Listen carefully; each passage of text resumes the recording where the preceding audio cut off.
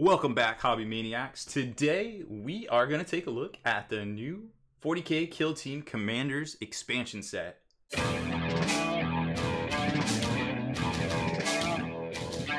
Spiking bits. Commanders is a $60 expansion from Games Workshop, and as you can see on the back here, you get the new Commanders rule set, which actually is chock full of quite a bit of rules here, about 70 some pages of rules. It's a 110 page book right there. You get your new markers with one side for auras, one side for psychic powers, and of course all the normal Kill Team ones right there. Some generic roster cards here that you can actually write on, not unlike the ones that came in the starter set, which, you know, whatever. I guess sometimes it happens, but you could print out the ones online and papers, I guess in some cases is better. And the generic kind of specialist upgrade cards that are also, you know, still cost you points, but these are the generic ones from this book. And then each of the new expansions that are also out this week will have all of the faction specific ones inside of them. So this is a great place to start, and you can't use this without the other thing in theory. I definitely like the way they've set up this whole box. Like, it's got the, you know, little flip top here, and you can get your fat little fingers in here. I know sometimes I have a problem with that. It gets out the book. Now, at first, I thought, I was like, oh, cool, hardcover book. Not a hardcover book, but still, it's pretty well done. I mean, it's 110 pages. We'll get to that here in a second. Just slide it over here. And then you've got the rest of the stuff here. Like I said, you've got the cards, the generic psychic cards right here, as well as all the other specialist stuff that costs command points and things like that. The tactics, the specialists, EIEIO, and in a nice little case. And I have to admit, at first, and here's all the roster cards, and I already tried it out with a pen. You can indeed write on them. So bonus, there's a bunch of these. I don't know how many, but probably more than you need at that point. I feel like you just print them out and cut them out. And then the little objective tokens here. This is the psychic power one. This is your aura abilities, which we're going to talk about here in a second. Of course, the other new stuff there. So it's laid out pretty well, and I like the presentation thus far. Another thing I like about Commanders is that it seems like Games Workshop made at least more than a half-hearted attempt to try to balance this. And I have to admit, I was one of the naysayers in the beginning, not knowing anything about what would come in here or kind of the direction it would take, that I'm like, man, this really has the potential to really break the game. And if it's not done right, it's going to turn off a lot of Kill Team players to the game that everybody kind of seems to really enjoy. At most game stores, it seems, right now at least, the ones that I've been to, and I go to 5 or 6 different ones every week, that you can get a game of Kill Team in a lot easier than you can 40k right now. It's kind of an interesting phenomenon, in my opinion. Same with Night Vault, or Nightshade, Night Vault Spire, whatever you want to call it. So this book here is everything you're going to need to start with the new commander, starting with the rules. And it's going to get, we're going to show you some of these right here, and then it gets into all the specialist stuff. Like I said, there is a chunk of rules in here, all the way up to about page 90 is actual rules. And then it gets into missions. You got open play, narrative play, and match play. Because, you know, you got 3 different types of missions. No big deal there. But you'll notice a couple of things when you're looking at these unit selections right here. First off, there isn't broken stuff in here. Like, for instance, the Harlequins don't have the Crazy Solitaire, right? There's not... What was some other things that I noticed? There isn't like over-the-top people in like Terminator armor, because when you used to play Combat Patrol and things like that, it was really easy. Anybody with like more than 3 wounds, 2 up save, stuff like that was really broken. And it seems like they kind of dialed that in when you start looking at all these things here. And when you start comparing stuff like an Ethereal to things like a Broodlord, there is a difference overall in their points and stuff. So that kind of also makes sense. So I'm liking, at cursory look, haven't played Commanders, I'm kind of liking the balancing, right? Something else to note is that in here, the only actual normal air quote size Marines are the Deathwatch Watchmaster and the Grey Knights Brotherhood Champion. Everything else for Marines, air quote, is Primaris sized. So maybe, you know, if you want to put on your tinfoil hat, maybe more proof that GW's trying to phase them out at some point. Even though on their Facebook page or wherever, they'll never publicly admit to that, but that's okay.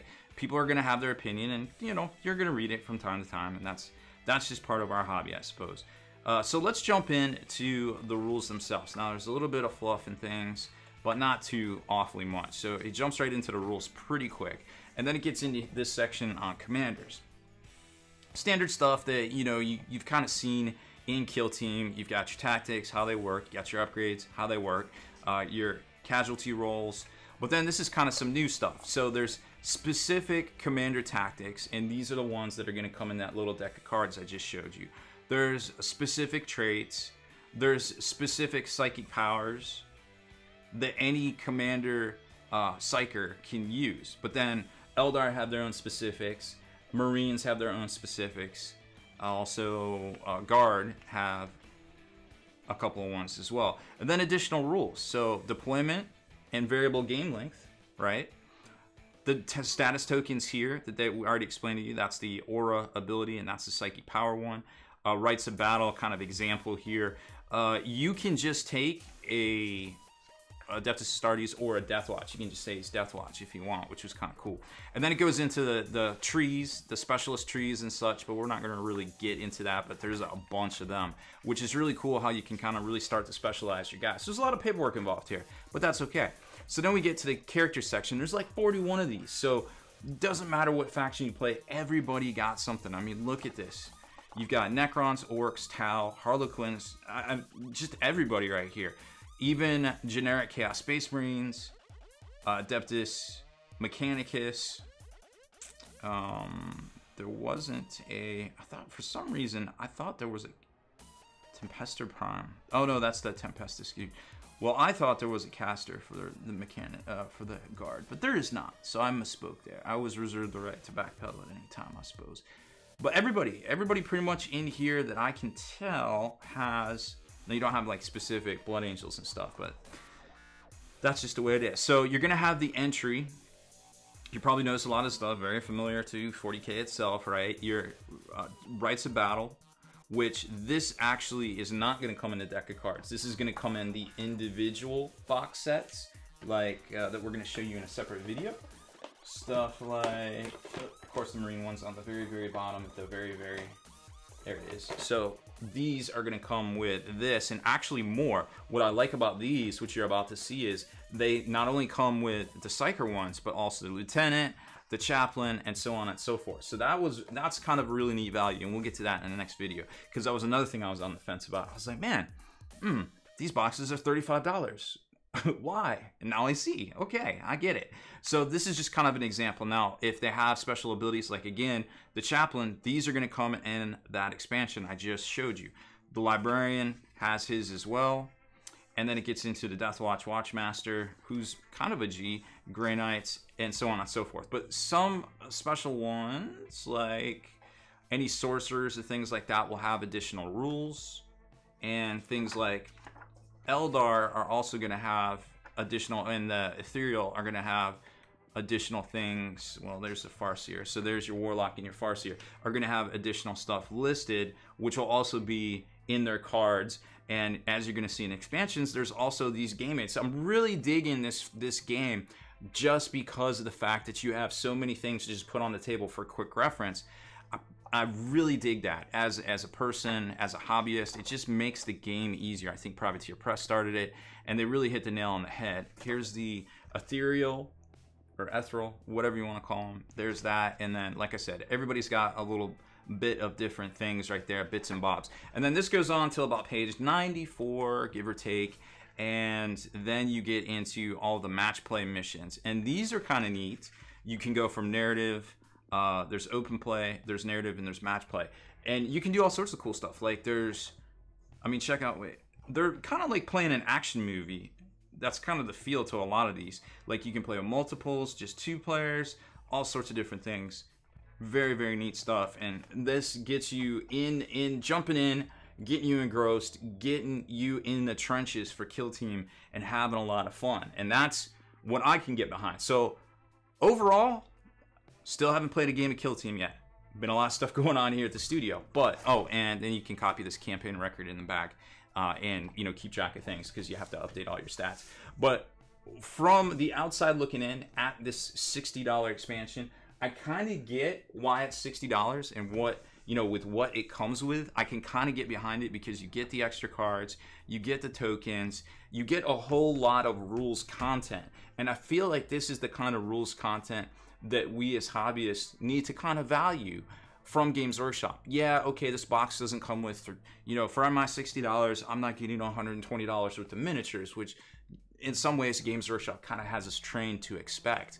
But when you see the attempt, at least I feel like there was an attempt here to kind of equalize things out and also give you some cool content. They realized their failings on you can't write on those cards that came in the starter.